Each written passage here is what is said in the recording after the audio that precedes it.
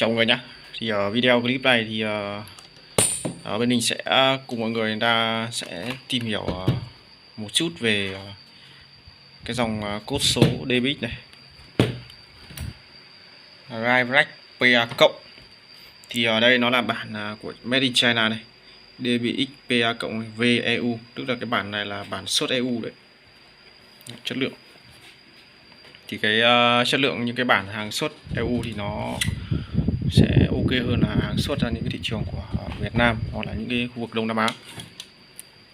Thì bây giờ chúng ta sẽ tìm hiểu về chi tiết về trong cái máy móc của cái dòng này, xem là trên cái bản này.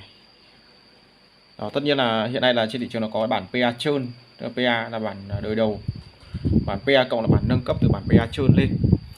Đó, thì chúng ta sẽ xem chi tiết về trong cái nội thất của cái dòng này để xem nào. Đó, chúng ta quan sát về trong cái máy móc của cái dòng này nhìn nó rất là hợp hố đúng không? Đó. Sẽ tắt nguồn đi. Chúng ta sẽ đi về cái máy của nó. Thì về nhìn chung là về code số, chúng ta nhìn về cái nội thất nó thấy nó rất là khủng khiếp. Đó, tất cả những cái dòng code số và hàng xịn chính hãng thì nhìn nội thất nó rất là khủng khiếp mọi người nhá. Đó, còn những cái bản hàng code số mà đời mới, hàng mới China, đặt China bây giờ, thời bây giờ nó gọi là những cái hãng thương hiệu nó không nổi tiếng như DBX ấy, thì nhìn ruột gan nó chỉ có một hai con chip giải mã, con RAM thôi, bật khiển thôi, chứ nó không đổ sộ như những cái dòng code số của DBX được. Đó, và DBX thì là một trong những cái dòng code số thì luôn luôn đứng về cái top đầu về khả năng là xử lý tín hiệu. Đó. Thì trong bên trong cái con code này thì sử dụng theo như bên mình đánh là một đơn vị làm kỹ thuật. Đó thì đánh giá về cái chất lượng linh kiện của cái dòng này thì nó cực kỳ là tốt mọi người nhá. Đó, các cái hệ thống chip DSP này, RAM này, IC giải mã này, IC khiển này. Đó, tất tật ở đây thì đại đa phần là đều sử dụng IC của hãng Texas và Harman. Đây này. Đặc biệt là con chip DSP ở đây là con chip Harman này, này. Đó, chip của Korea, Hàn Quốc. Đó, đây là cũng là một con DSP nữa. Con này là sẽ liên quan đến cái phần tức là hai cái con chip này này. Rồi để lát nữa mình sẽ nói sau đi. Đó, chúng ta sẽ đi chi tiết lại về cái máy đã nhá. Đây. Cái đèn flash của mình nó pin nó yếu nên là không bật được, nên là sẽ phải dùng cái đèn bàn này để nó chiếu sáng vào đây, nhìn nó sẽ hơi bị lóa một chút. Đó, tủ này. Đó, nhìn là về cách cái bố trí thiết kế bên mạch nhìn nó rất là chuyên nghiệp. Đó, thì bây giờ mình sẽ chỉ chi tiết cho mọi người là các cái con linh kiện ở trong cái sản phẩm code số này nhá.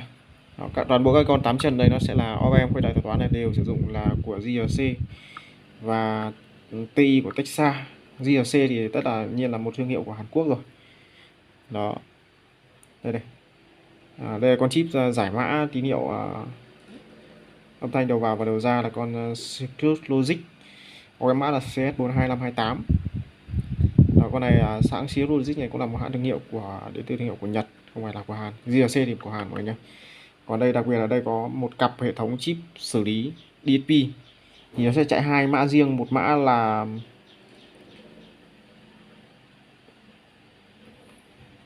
đây nó hơi lóa nhỉ. Một mã ở đây nó chạy bằng con audio DNA này. Đây, cái mã CD của nó đây. Chip của Harman, Korea, Hàn Quốc mọi người nhé. Và cái con ở bên này có một con DSP nữa này. Con này nó in luôn khắc laser rồi, là chữ DSP là B56367A. Thì cái con DSP này nó dùng rất nhiều trong những cái code số của cái model là DBX 260. Nó sẽ thường sử dụng hai con này, nhưng mà đối với cái bản PA cộng sẽ sử dụng một con của Harman Korea và một con DSP này. Thì nó sẽ hai con này sẽ kết hợp vào để xử lý cái tín hiệu âm thanh đưa ra các cái ngõ out này. Đó. Thì mỗi một đời thì hãng họ sẽ cải tiến và thiết kế nâng cấp nó khác biệt lên một chút. Đó. Đây là các cái thành phần RAM. Đó. IC giải mã RTA này, đối với bản này nó sẽ có cổng RTA của Mic Input. Đó, có Mic RTA thì nó sẽ hỗ trợ trong quá trình setup. Thì đây sẽ đưa vào cái con IC giải mã RTA này. Đó, còn toàn bộ bên này sẽ là các cái phần linh kiện xử lý số, bao gồm các cái hệ thống chip logic và IC khiển, bộ nhớ RAM, flash, ROM. Đó, phần nguồn này,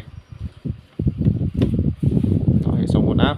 Thì đối với những cái dòng này thì nó có một cái đặc điểm là điện yếu thì nó vẫn chạy bình thường nhá, mặc dù là chạy với cái nguồn xuyến này nhưng mà điện yếu khoảng tầm 180 190 vẫn chạy bình thường, sẽ không bị ngắt giống như một số những cái dòng vang số.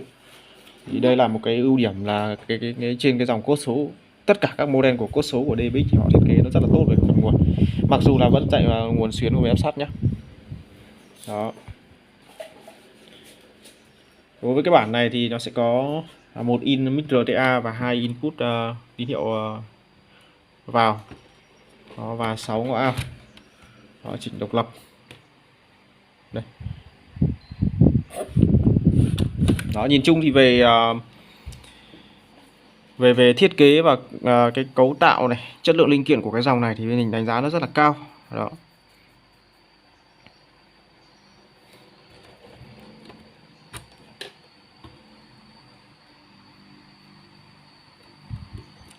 Đây này, những cái bản xịn của China thì thường sẽ có mã vạch bên trong rồi nhé. Đó, model đầy đủ mã vạch. Logo DBX này, by Harman. Đó, đây là cách chúng ta cũng có thể nhận biết là những cái bản DBX xịn. Còn những cái bản DBX PA cũng PA cộng nhưng mà là bản nhái thì nó sẽ không, cái khu vực này chúng ta quan sát nó rất là khác nhé. Nói chung là về phần chip sẽ khác rất nhiều, là bản nhái, tức là cái bản đó là cái chất lượng nó máy nó sẽ kém hơn, nó sẽ không được như này đâu. Đó, chúng ta nhận biết là cái hàng DBX PA cộng xịn thì ruột ga nó sẽ y xì như này mọi người nhé. Đó, quan sát từ phần giải mã này, chip DP, đó, khối IC khiển. Đó.